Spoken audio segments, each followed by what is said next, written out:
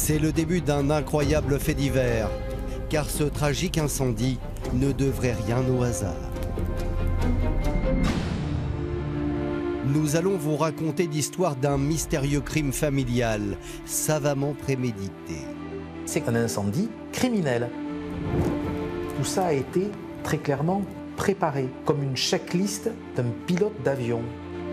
L'histoire d'une compagne au double visage.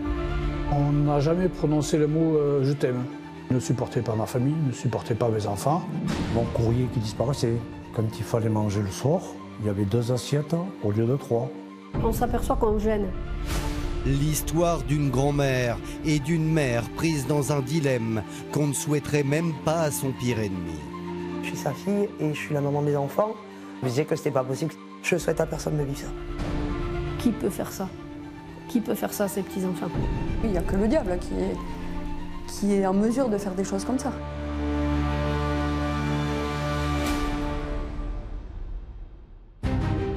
À Abbas, Guy, Marie-France et ses 2 petits-enfants sont toujours pris au piège quand les secours arrivent enfin.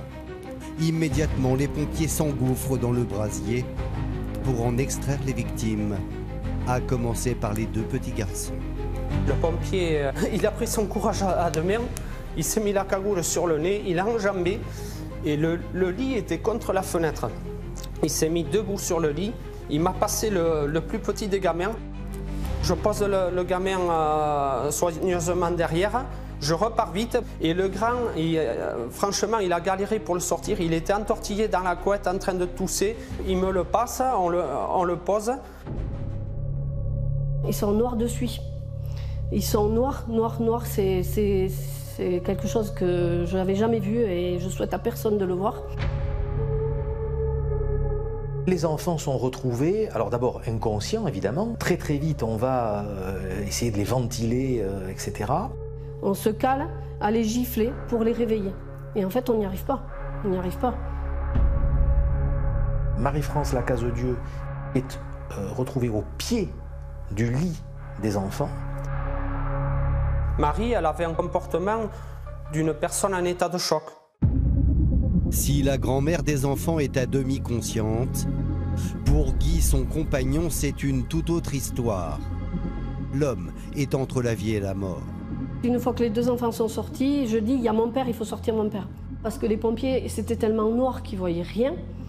Je crie, il faut aller tout droit, il y a le couloir, au bout vous avez 2 canapés. À ce moment-là, j'entends, il est là, on l'a trouvé.